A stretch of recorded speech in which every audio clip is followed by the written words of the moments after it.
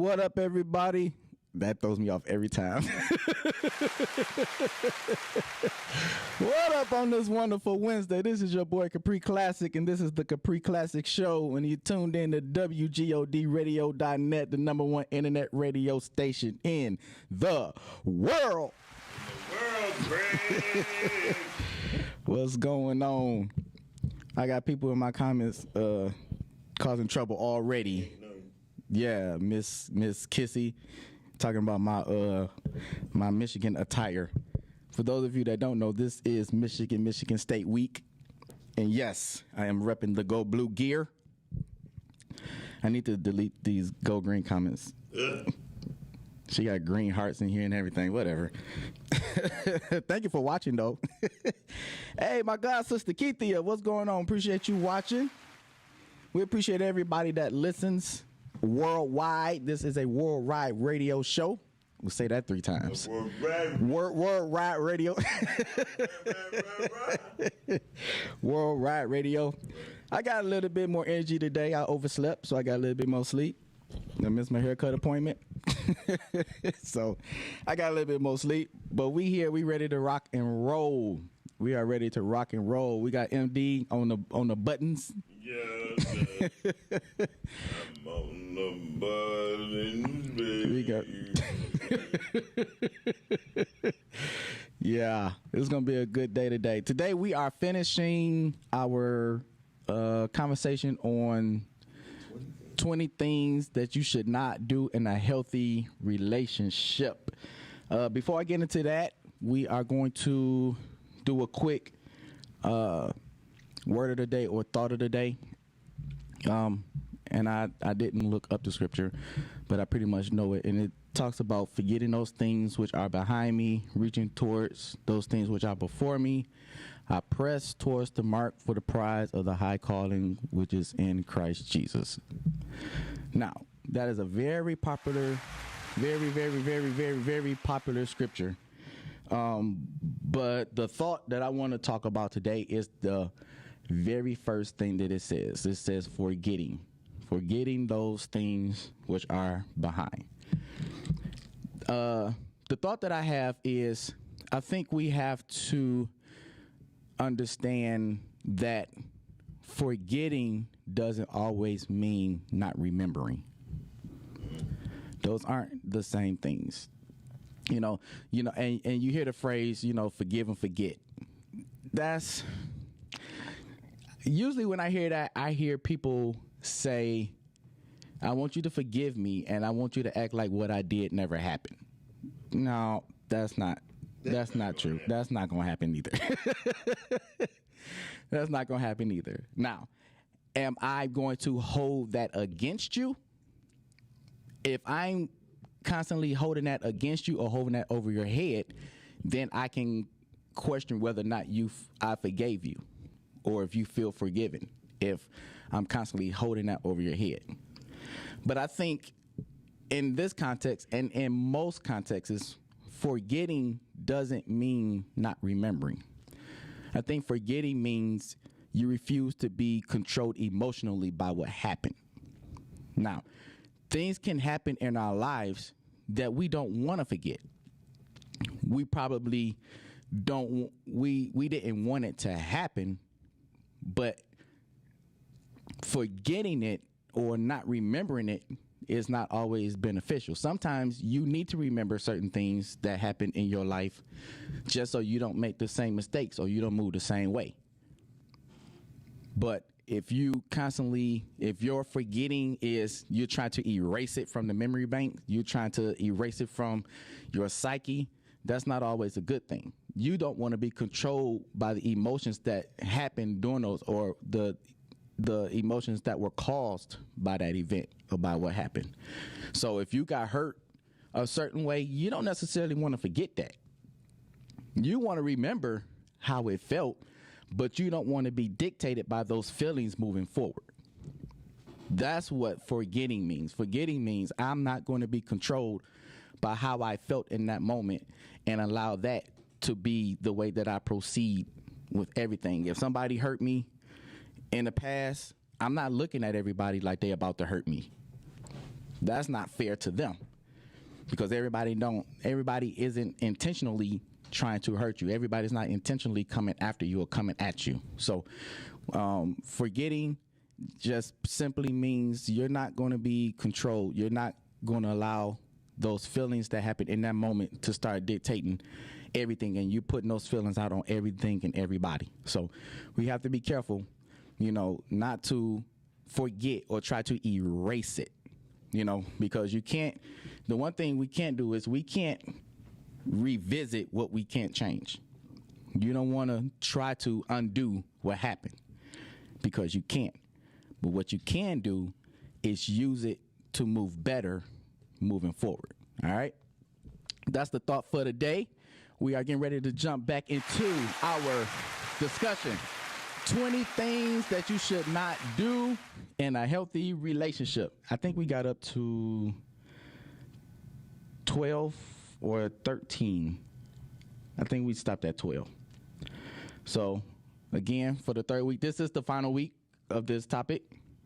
Because there's 20 of them. I'm going to revisit. I'm going to just read through the first 12, and then we'll start the conversation number 13. Number one, first, before we get started, some more people jumped on. Darielle, what's going on? Bishop Todd, bless you, ma'am. My God, Sister Keitha is back on. Preston, what's going on? I appreciate everybody watching. Preston, not so much you, because you go green too. So I'm glad you're watching, but I appreciate you watching, but that's about all the support I want from you at this particular time. All right, number one, don't make your partner your entire life. Number two, don't compare your relationship to others. Number three, don't agree with everything your partner says. Number four, don't give up your own values. Number five, don't try to fix all their problems, Capree. Number six, don't be distracted when your partner is talking. Number seven, don't focus on the negative. Number eight, don't forget to thank them. Number 9, don't disrespect them. Number 10, don't constantly criticize them. Number 11, don't just celebrate the big things. And number 12, don't get hung up on the little things. Now, on to number 13. I kind of feel like we did this one. 13 is don't assume you know what your partner means. I kind of think we did that one. So that's number 13. Number 14. You don't have to be right all the time. Jesus. Don't have to be right all the time. If there's one thing that can kill I don't want to say relationship, necessarily kill a relationship, but anything that can kill a conversation fast is two people not budging off of their point and making their point the prominent position in the conversation. When you got two people that they just gonna keep repeating the same thing over and over and over and over again, you might say it in a different way, but you're still saying the same thing. Those are two people that are not hearing the other person. And the only thing that matters is their point and what they feel and what they think. And most of the time it's opinionated. When have opinions ever been right or wrong? How can opinions be right or wrong? When you get the choice to choose how you want to see it. Good point. You know what I'm saying? If we get the choice to choose how we want to see some things, how does that make it right or wrong to the other person? Nah, If you want to say it's right or wrong based on how you see it and your belief system and your standards, okay, that's fine. But you can't make how you see it and how you view it the standard for everybody else or the other person. You know, that's very unfair and an unbalanced way to think in a relationship. So if you feel like the only way is your way, the only way to see it is how you see it, the only way to feel about it is how you feel about it, you might as well just be by yourself. Because if don't nobody else thoughts, cares, and opinions matter, then why are you with them? Why are you with somebody and you don't value how they feel and what they think and how they see things? So if you have to be right all the time, or you have to get I have to get the last word in person. Oh my God, I got to be the last one to say something that's the quickest way to get rid of me. Because at a certain point, and I know I have I don't even know what you want to call it. I know a few weeks ago, I told myself I characterized myself as emotionally toxic. And I know one of my toxicities, one of my toxicities is I don't do drama. So anytime I feel like there's a back and forth and we're not getting nothing accomplished, I'm gonna just stop talking. Or if I feel like what I'm sharing as in how I feel isn't heard, then I don't feel the need to share no more. Like it's not being received. Yeah. Right. Yeah. I don't feel the need to share no more. So if and a lot of and I know for me, and of course this is me, just sharing me and who I am and my issues. I know there are times I can be very stern in how I talk. Especially about Michigan. You know what I'm saying? Yeah. Especially about Michigan. And I can be straightforward. I can be straight to the point. There's a lot of times you don't have to question, well, what do you mean by that? What does that mean? No. And it can come across like, because I'm saying it that way, then I'm making it seem like that's right. Or I'm making it seem like that's what it is. And that's not necessarily the case. And a lot of times I get backlash because they feel like just because I'm saying it and the way I'm saying it makes it concrete, makes it feel like because I'm saying it and I'm saying it this way, that it makes it right. And that's not necessarily true. But what I don't like and what I don't appreciate is when I'm sharing how I feel about whatever it is or whatever we're talking about, when I'm made to feel like I hear you, but now, at that point, it's like, okay, well, stop asking me to share. Because right. if there's a counter to how I feel, what make you think I care to hear it if I feel like what I'm sharing isn't good enough? Wow. You know what I'm saying? Good point. Good point. You know what I'm saying? Like, how is what I'm sharing not good enough if there's a counter to I'm telling you how I feel? Now, if we're talking black and white and we're talking specifics, that's different. But if I'm sharing my emotional space, yeah, you know what I'm saying? If I'm sharing my emotional space and it's like, I hear you, I feel you, but like, yeah. No. If there's a rebuttal on damn my your feelings, butt. right. You know what I'm saying? Because yeah. Now you about to try to tell me how how I'm supposed to feel. Thank you. Yeah. Thank you. And you can't tell me how I'm supposed to feel. Yeah, that's some bullshit. WGOD. But wrong show. The viewpoints of Miles Dixon is not the viewpoints of Capree. I'm sorry. I'm sorry. I'm going through something. God. God. I'm sorry. W God. I'm cutting off. Sorry. No, don't cut off. But that was a great point, because now you're trying to dictate how I feel. Yeah. And not only are you trying to dictate how I feel, now you're trying to dictate how I'm supposed to express how I feel. Yeah, that's crazy. And you can't have a fruitful and a healthy relationship if there's somebody that's trying to control the narrative of every conversation. Right. Totally. Because at a certain point, and this is definitely a hang up for men.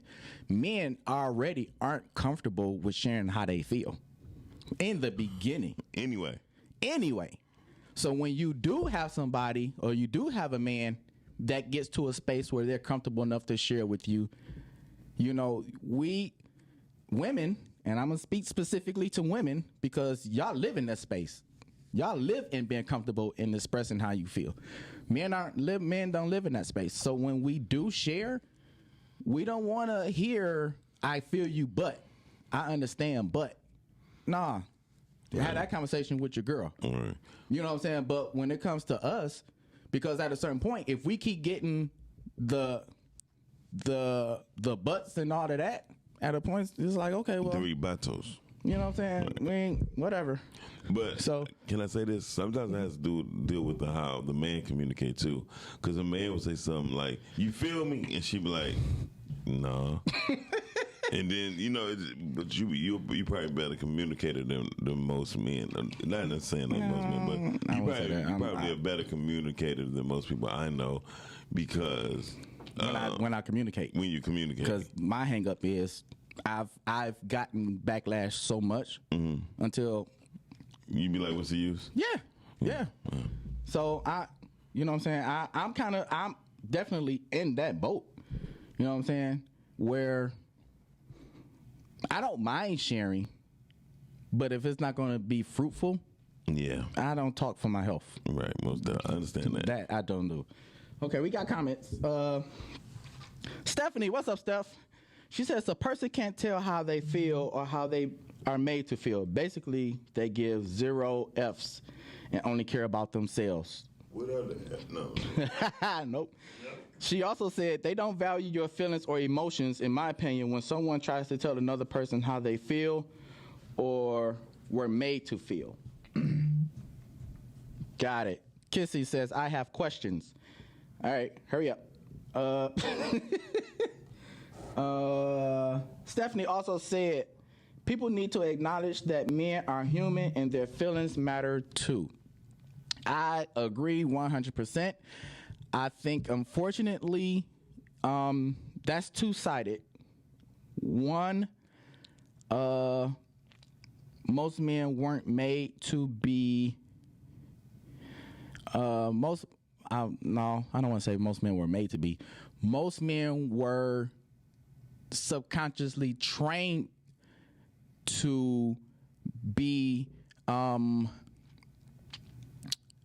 separated from their emotions. I say it that way. We were subconsciously trained to be separated from our emotions. And so when you are separated from your emotions, first of all, it can be confusing about how you really feel about some things. And then it's even more difficult to try to communicate how you feel. When there's a confusion about how you feel, it's kind of hard to communicate how you feel.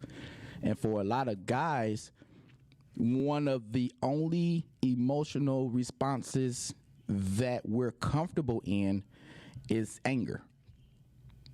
It's not necessarily feeling hurt or feeling betrayed or feeling frustrated or feeling fragile or feeling insecure. Like, issues and feelings and emotions like that, those can be confusing for men because we never really had a chance to grow into understanding what those feel like, what those mean. You know, it's hard for a man to feel an emotion like insecurity when most men are prideful. And most men are prideful by nature because by nature we were created to be, and I hate using this word dominant, but we were created to be leaders.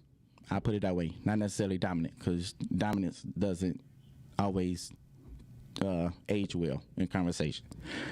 But we were created to be leaders. We were created to be nurturers. Now, of course, we've kind of put that on to women, but men were the first nurturers. And so when you have men that hasn't been able to grow in certain emotional spaces, it's really hard for them to communicate it because they really don't understand it, you know? And so it's very unfortunate that, especially now, because I'm 42, I think, yeah, 42, yes. I'm 42, and I'm just starting to really understand what certain feelings are, and not only what they are, but where they come from. You know, and so when you don't really live in a space where you're constantly trying to figure out what this is, where it come from, how did I get here, you know what I'm saying, what's all involved in it, then it's really hard. You can't really communicate to people, and I'm not just necessarily talking about in relationship, you know what I'm saying, as far as like boyfriend, girlfriend, you know, husband, wife. I'm just talking about in general. You know, sometimes it's hard to communicate to coworkers when there's an issue or conflict at work. You know, it's kind of hard, you know what I'm saying, because on one hand, you're thinking it's just XYZ because it's work. But the feelings that you have, you can be portraying a certain feeling about a person based on something outside of work, and you don't know how to correlate it because you think just because it's work and it's in a workspace, it's strictly work. That's not necessarily true. So for most men, we have a totally different way to navigate our emotions, and when you find a healthy space to start sharing it and it's not received well or at all, you really setting that man up for failure, because at that point he's going to say it a different way, but it's going to come out in actions that's probably not going to be beneficial to him or you. And that's the one thing we have to realize about men. Men might not talk with their mouths, but they do talk with their action. And when they're not heard through what they say, eventually people will start to hear them by what they do. So I think all of us, and it's not even just woman to man listening. It's man to man listening too. You know what I'm saying? Because there's a lot of times, you know, men don't even know how to have man to man conversation, like critical conversation. It's easy for us to talk about sports and talk about, you know what I'm saying, cars and talking about women and stuff like that. But if you got a conflict with a dude, you know what I'm saying, it's easy to go macho instead of just sitting down and be like, bro, okay, what happened, dog? What up? You know what I'm saying? Like, we better than this. What, you know what I'm saying? What's the deal? Like, when you get into those vulnerable spaces, men ain't comfortable with that. Not man to man. Not if it's a beef. You know what I'm saying? They do that all day.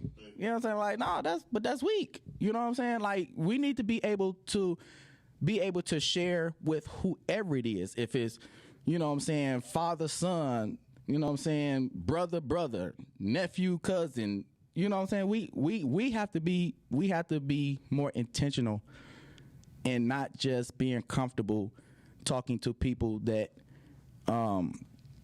we think have our best interests at heart, which is typically the opposite sex. True. That's not necessarily true. So those are facts. Yeah. So we gotta be better. Okay. Whoa. They ain't here today. So Aletha, first of all, shout out Aletha for watching. I appreciate you, sis. Can women then agree to disagree? Two different sexes created skillfully to act within the writing they were created in. Oh, I'm sorry, wiring they were created in. Right. T-respect is the common denominator. True respect, I'm thinking that's what that meant. Yes.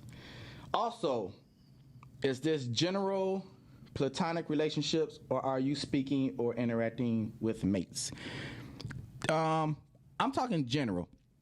And 9.9 times out of 10, when I talk relationship, I'm talking all relationships. I'm talking everything. I'm talking boyfriend, girlfriend, husband, wife, Brother, sister. Right. brother, cousin, co-worker, business partner. I'm talking all relationships, because the one thing that you can't get out of in relationship is communication. I don't care who you talking to, what you talking about. If the communication part is not, I don't even want to say top notch, if it's not effective. If communication is not effective, then that's a recipe for disaster. Right.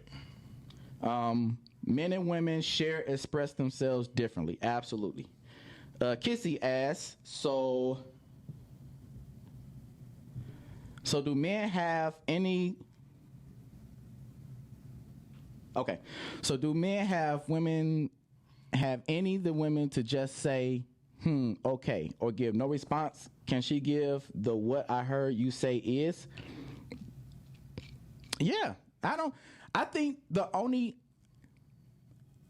think where the confusion comes in when you start talking, when there is a response to somebody, and I'll answer Kiss's question specifically. So when a man is sharing how he feels, and then the woman comes back with, so what you saying is, or let me understand. Right. That, to me, that's okay, because there is a sense of you actually trying to understand. Gotcha. You know what I'm saying? But when it's the I hear you, but it's like, okay, yeah, but this is what you're really saying.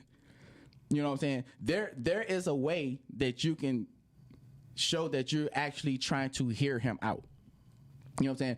There's nobody really realistically, I hope not, that's sitting there and they just say what they want to say, then the person just sit there like, okay. You know what I'm saying? Because then if you get that response, then it's like you don't even care. Right. You know what I'm saying? Like you don't even care. Right. So, we have to be, and I don't want to turn this into a communication class. You know what I'm saying? But there is a lot of verbal and nonverbal cues and tips that people get and they feel and they see in the base of a conversation that kind of helps. It kind of helps keep conversations on track or off track. And so we definitely have to be conscious of our nonverbals as much as our verbals, because you can be sharing how you feel and the other person can be, you know what I'm saying, just like one of them was, don't be distracted. You know what I'm saying? If you're not looking them in their face, looking them in their eyes, you know what I'm saying, you can feel like I'm not being heard or you're not interested in what I'm sharing. So it's a lot to it. But the point of not always being right is you definitely have to be careful that you're not discrediting somebody's feelings because they don't agree with yours. Well, that's what happened a lot of times. And Kissy, I'm not gonna say it. What? Because I was trying to think of how old I was, and I was like, I'm 42, and she put old as hell. Don't say it. God. You're maturing. Congratulations to yourself. Thank you, Ma. Oop, I'm a committee person. Can't comment on work. It's usually legally for me. Oh, you're a union person. Okay, I like it. Kissy said, "This is why friendships first matters, because when people have no foundation in their relationships, vulnerability is hard." That is very true. Therapy taught. Oh, this is Stephanie. Therapy taught me to respect. What? I need glasses. I need glasses. I do, because the words is blurring up against my sweater. Therapy taught me to respect what you hear to assume you're answering or responding to what they're saying. That's called mirroring. Say it again. Therapy taught me to respect what you hear to assure you're answering or responding to what they're saying. That's called mirroring. So pretty much what she's saying is you're kind of repeating back what you heard to make sure you understood that's what they said and you understand what they said correctly. Right. So, yeah. 'Cause I think most people get things misconstrued that way. Yeah. Yep. Now, if you hit me with the "so what you saying is," and then you come with your own interpretation, now I know it's time for me to shut up, because now at that point you're saying what you thought you heard me say, but you're saying it based on how you feel about what I said. So, yeah, that's a no-win situation too.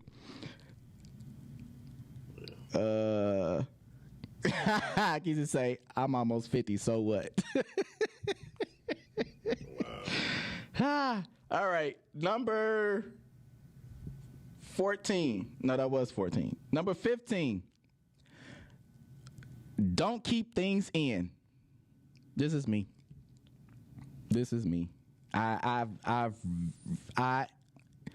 It's really difficult to, I don't want to say constantly, it's very difficult for me to easily share a lot of what I think and a lot I feel. Right. And I feel like, and this is me telling on myself, but that's what I do. I feel like if I really and truly shared everything of how I feel about everything, I would be one lonely person. I really would. I think we all would. I think if we all really and truly shared how we feel about any and everything, nobody would be nobody. Right. Because it's a lot of people that just deal with stuff because it doesn't outweigh what we like about certain people. There are some things it bothers us, but it doesn't bring down the totality of the person, you know? But if people wanted to know every little bitty thing about what's going on, you know what I'm saying, or how you feel about this and what you think about this, people wouldn't nobody be happy with nobody at all. At all. So, you know, I totally know I'm guilty of the don't hold stuff in. Now, I will say, I don't freely share what I think or how I feel. Now, if you ask me, and I lead with the, you want me to answer that for real?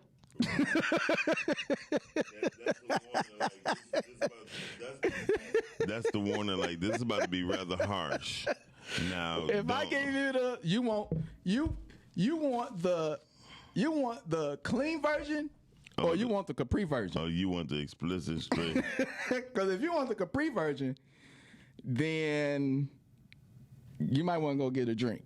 Right. Because, and there have been times, you know what I'm saying, I have people that ask me questions. I'm like, okay, you want the filter or you want the unfiltered? Right.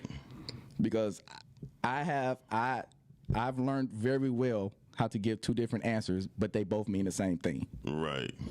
So the unfiltered is a lot more fun. It's definitely a lot more fun. But, you know, I think it would be a lot of single people out here. You know what I'm saying? If we really, so it says don't hold things in. I think within reason. If you're holding things in, that's changing the way you feel about them as a person, and you want to be able to have conversations so things can get better and progress, and it's not always one-sided, because I'm pretty sure they see things in you that they don't care about or they don't care for, and they might not necessarily want to say nothing because they feel like you might get defensive or you might get agitated or frustrated, you know. So there has to be a sense of maturity that both of us are coming to the table with things that we don't like with each other.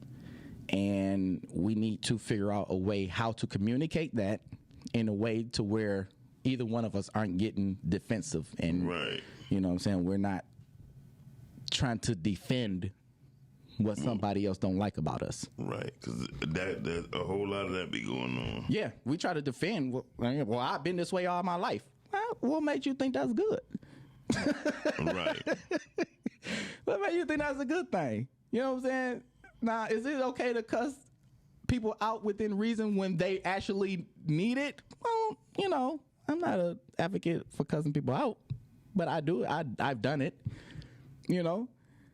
But is that your route all the time? That ain't good. That ain't good at all. So, you know, just because that's who you've been doesn't necessarily mean that's who you need to be. And so Right. when you're in relationship with people, there has to be a sense of, what's the word? There has to be a sense of, it starts with a C, I think. Well, tact. No. I think you said C. I said tact. Then you said tact. It'll come to You me. got a C in it. Compromise. Compromise. There has to be a sense of compromise. There you go. All right. Number 16. I just want to say, I love you too, Kissy. I can't say that part.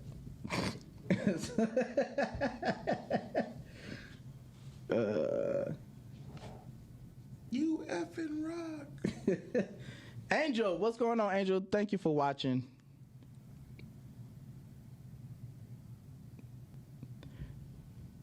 She says, I don't have to use profanity, but I've been told I can be very fictitious. Facts. Number 16. You must have told her that. No. Oh, this is me too. Uh-oh. Well, no, I take that back. It used to be me. Number 16. Don't say nothing when your partner asks what's wrong. That used to be me. That used to be me. You didn't respond? Or you say No, nothing? I would say nothing. I'm good. Yeah, I used to say that too. I used to do that a lot. I take that back. That was my go-to when I wasn't prepared to say What you really wanted to say. what I really wanted to say in a tactful way. There you go. That was my response. It wasn't. Did you? Well, yeah, and it's just as easy to say, "Hold on, That's where I'm at now. let's get back to this." That's when where I'm I at. feel better. That's perfect. That's where I'm at now. Now, if there's something bothering me and they be like, you know what I'm saying, what's wrong? And I'm like, this is not a good time to talk. Right. You know what I'm saying? I've learned to say that instead of nothing. Yeah. And I'm like, that is so kiddish. That's childish. That is so childish. Yeah, that's What's wrong? Nothing. And you know it's something wrong. Yeah, that was me all day. You know what I'm saying? It's either that or you just about to get it. Like, you know what the wrong with me? Right. Look what you done did. You done besmirched me.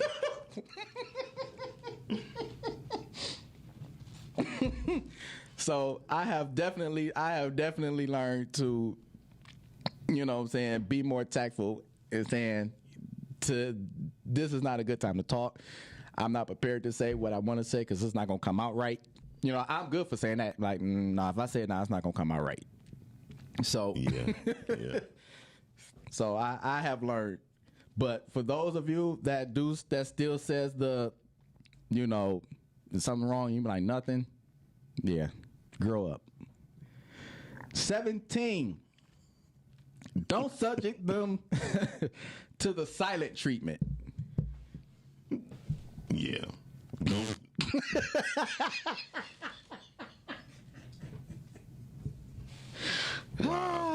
Wow. To number 17. Yeah. Wow. Grow up. That's the hard one. Wait. Do people still do that though? What? Just don't say nothing. Don't say nothing. Don't say nothing. You know what? If they say some dumb, stuff, if they say some dumb stuff, We just need to move our show to like another. podcastic, maybe. God. Right. If they say something real stupid, I just be like, Nah, but that's fair. That's fair. Like if somebody says something just off the wall retarded, okay, now you deserve to not hear nothing. Yeah. You need to hear what you just said and just let it play on repeat, so you can figure out how dumb that was. and figure out why I'm not saying nothing. But I'm talking about the people, you know what I'm saying? They walk around with attitude. They slamming doors and, you know what I'm saying, slamming pots and pans. They be and letting the cabinets talk for them. Right. That's what I'm talking about. You ain't saying nothing out your mouth, but everything else you do is loud. Loud. Yeah. Nah, that's grow up. Yeah, grow up. Grow up. I agree. Number 18. Oh. This a doozy. I got a feeling it's a doozy. I swear I think it's a doozy. Number 18. Don't bring up anything and everything during a fight. Knew it was a doozy. And that's why never mind. And that's why your mama can't cook. Wait. Like, what my mama got to do with it? Wait. And most times, it's stuff that you don't even remember. Oh, definitely. Not only did you not remember it, but they talk in a sense of, oh, you know exactly what I mean. You know exactly what I'm talking about. No, not all the time. No, I don't. Nah, not really. No. What do you mean? What are you talking about? Do that. I don't know. When did that come from? Right, when This is a pet peeve of mine to no end, and I don't care who I'm talking to or what I'm talking about. Mm-hmm. If a conversation starts at point A, and it's supposed to be about point A, and somehow a point G come up or a point X, you talking about somebody that gets irritated? I have no patience for people that don't know how to stay to task with a conversation. Right. It irks me to no end. I didn't realize, and this actually came from my therapist. He said one of the reasons why your brain doesn't compute a whole lot of different points and opinions and views during a conversation, because I'm not a okay, I'll say this. I write songs. I don't consider myself a songwriter. Got you. But I write songs. Right. And in songwriting, you have to stick to a certain context for the song to make sense. Right. And so anytime things come out of context when you're writing, it doesn't fit, and you immediately dismiss it because it doesn't fit within the context of what you're writing about. Right. He said So you're probably hearing conversations in the context of a songwriter. Ooh. So when the conversation starts and it's about A, but then other stuff starts coming out that has absolutely no correlation to what point A is, you dismiss it and it becomes frustrating for you because it's not making sense to you. It's not adding up. And I was like, bro, that's amazing. I never thought that was why it was so frustrating for me, because I hate it. I hate if we're talking about cooking. You know what I'm saying? Let's keep talking about cooking. And we can talk about cooking and we can talk about everything that happens in the kitchen. Right. But we shouldn't be talking about cooking and then next thing I know, we having a conversation about a coworker. Like, wait, what? Well, what about if she was saying the coworker brought you some food and she cooked in the kitchen? I'm like, so that to me, that irks me. That irks me. So if you're gonna bring up stuff in a conversation and it actually correlates to what we're talking about, cool. But don't let's not be talking about A and B and then W come out. Because I'm like, what does that have? That's a totally separate. And I'm not saying we shouldn't talk about that, but that isn't the space to be talking about that here. Let's talk about W and give W is due time. But let's stay on A and B because that's where the conversation started. So for those of you that bring up any and everything every time there's a fight, don't do that. Stick with the topic at hand. Now, if y'all gotta have four different fights, then do that. But don't jump everything up into, because the problem is when you do that, at that point there is no way to solve what the problem is. Now you just got a jumbo pot of stuff. I was about to say something else. Angel said multitask. No, we ain't multitasking. It ain't no such thing as multitasking. Not in an argument. Multitasking is cooking and talking, folding clothes and arguing. No, that's just we shouldn't have to multitask issues. Let's multitask during a conversation. Can't multitasking. I don't even believe in multitasking. So I'm supposed to be fighting two fights at one time. And half the time we don't even know where the other one coming from. That's just something that y'all wanted to say but didn't say, but now this is the perfect time to say it. That's what that means. I should have said something when I wanted to, but I didn't. And so since we're arguing, this is the perfect time to bring something that I wanted to say up already. Right. Nope. Don't do it. Number 19. Don't forget to compromise. I'm not even sure why it says don't forget. That should be standard in relationship. I would hope so. Right. Last and certainly not least. Don't wait for them to apologize. What you saying? So you think you should apologize first? I mean, what are you saying? Break that down. First of all, we have to understand that forgiveness has nothing to do with them. I'm slow. Forgiveness has nothing to do with them. If you're the person that was offended, you're in the position to forgive. Got you. You have to be able to forgive somebody that hasn't asked for forgiveness. Got you. Understand. So forgiveness can't be about them. Right. It can't be. I get it. Because they have the choice to choose whether or not they want to apologize. We don't. I got it. That makes sense. We don't. But we do have the choice to say, you know what? I'm not going to let what they did affect how I feel about them. Now, forgiveness does not mean that you're okaying what they did.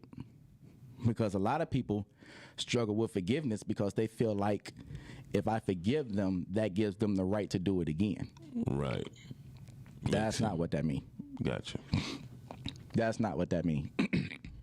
So it says don't forget to apologize. That's only half of it.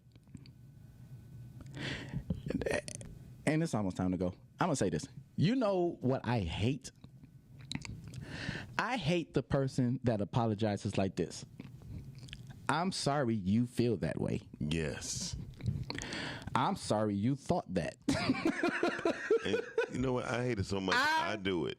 I have done it. No, to me, you want to get cussed out? That's And I'm telling you, you offended me or you hurt me or you upset me. Right. And then you turn around and say, well, I'm sorry you. Feel that way. I'm sorry. Why are you apologizing for me? You talking about somebody, you about to get cut immediately. There is no reason for I'm sorry you to come out of your mouth. Under no circumstance. None. Definitely. None. It's I'm sorry I. What is I'm sorry you? You. What is that? What the bleep is that? What is bleep? I'll say it after we log off. I hate it with a passion. I'd rather for you just not say nothing. Right. Just don't say. I'm talking about me. I'm talking about me. Just don't even fix your mouth to apologize. Just let me forgive you and let me move on. But please don't say I'm sorry you. Yeah. It's good. Yeah. I'm guilty of saying that too. No. Especially in a man male female thing. Yeah. No. That's not apologizing. That's justifying. That's not the same thing. That's not apologizing. You're only justifying what you did. Right. Because if you didn't feel like that, or if you didn't see it like that, then I didn't do nothing wrong. What? Good one. Okay. So you say.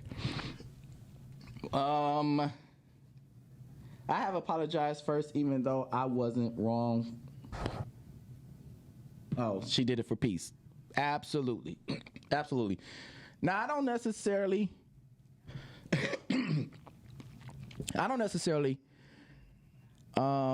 think,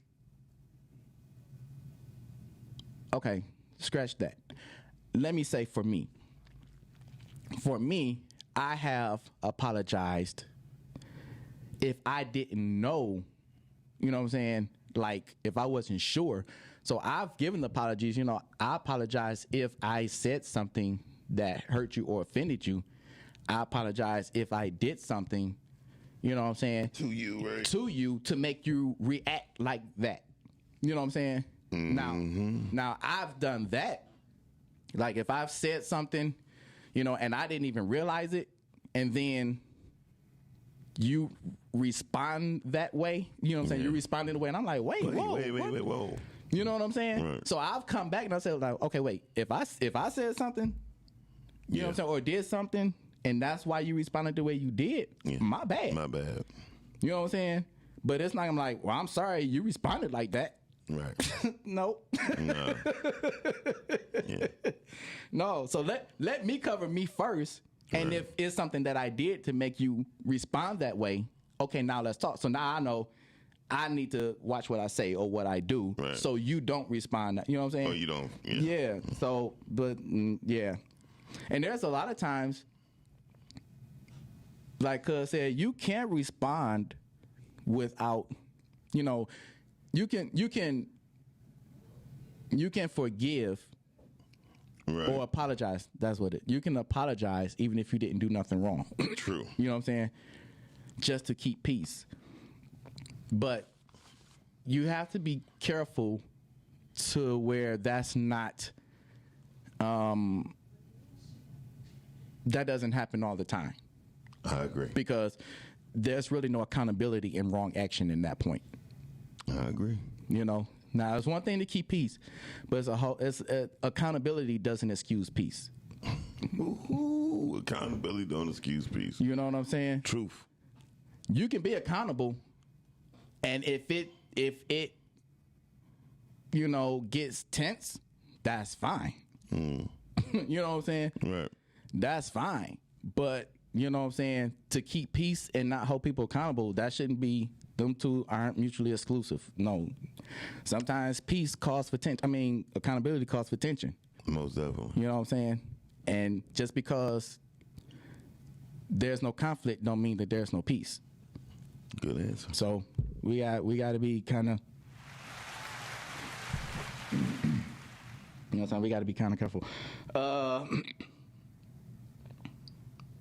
Wait, when somebody, yep, that's exactly what I said. Yep. So that is all 20. It only took us 3 weeks to do it. It only took us 3 weeks to do it, but that is all 20. My Facebook pages are left up, so you can go back and watch all 3 weeks of content. All right.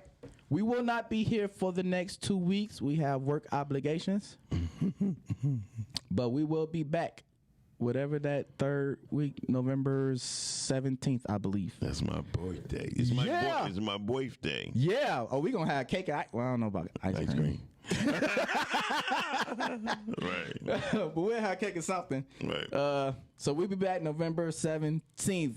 Until then, y'all be good. And if you're not going to be good, be careful. Peace.